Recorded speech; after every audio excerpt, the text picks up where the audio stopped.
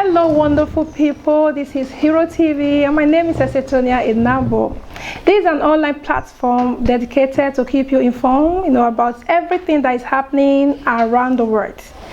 Today, we will beam our searchlights to the COVID-19 pandemic that ravaged almost all the country around the world, and our focus will be on Nigeria. Today, I have a special guest with me who will be telling us people's perception if given his interaction, and also what we have in our armory to fight the COVID-19 pandemic. And he's not new to the house. He's a renowned journalist, Mr. Charles Ike Oko, publisher, government and business journal, widely traveled and interviewed over 50 Fortune 500 CEO around the world. Thank you for having me again on your program, Sonia. Yes, I'm so excited, to have you here, having the opportunity to sit here again to discuss those important things we really need to enlighten our Nigeria with, especially this COVID-19 pandemic. What I would like you to know, it has come to stay.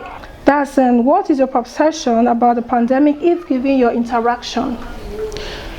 Okay, given my interaction with people, and of course health experts everywhere.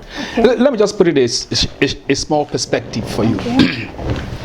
A disease that has infected over 8 million people around the globe. A disease that has killed more than 400,000 people around the globe. When you bring it back home, a disease that has infected to date 16,000 plus people in the country. A disease that has killed over 400 people in the country. These are just official figures. Nobody really knows, how these numbers are even counted in the first place. We don't know whether we are including the asymptomatic patients, as it were, in our accounts. And then again, if you give what happened, if you add up what happened to what happened in Kano State, where they say over 60% of deaths, those strange deaths, were COVID related. So our death figures will be anything between, 600 to 700, of course, dead by now. Okay. So that is COVID-19 for you. Besides, it doesn't have a vaccine. It doesn't have a cure. It comes, it kills. It spreads through either direct contact or through community. And then of course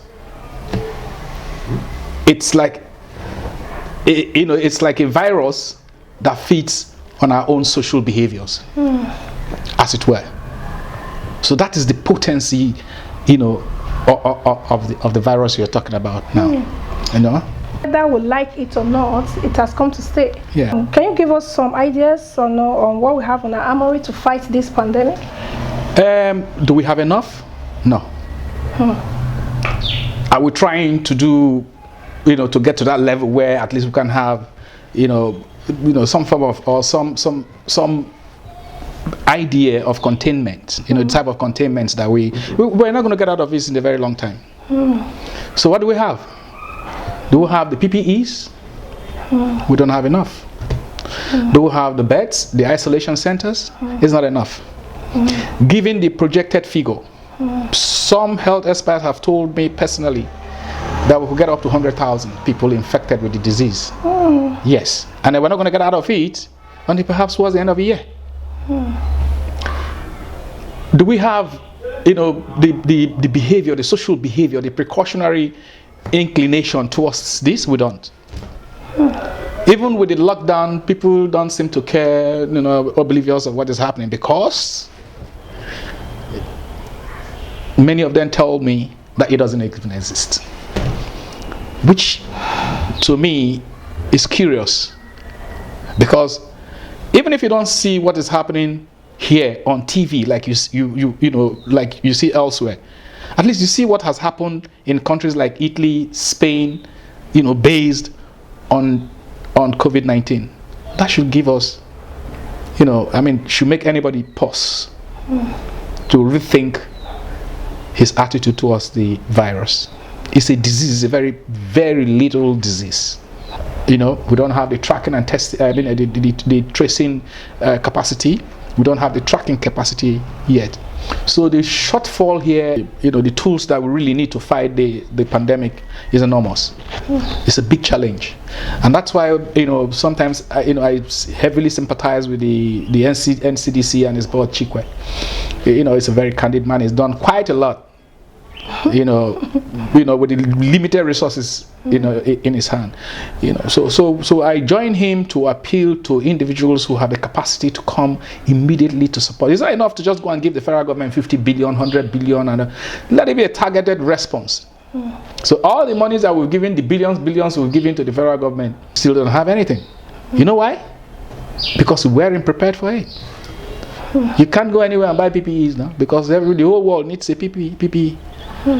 Again, it comes down to what the Cross River State man is doing, making masks. These are precautionary, non-pharmaceutical items that we need. We don't have it.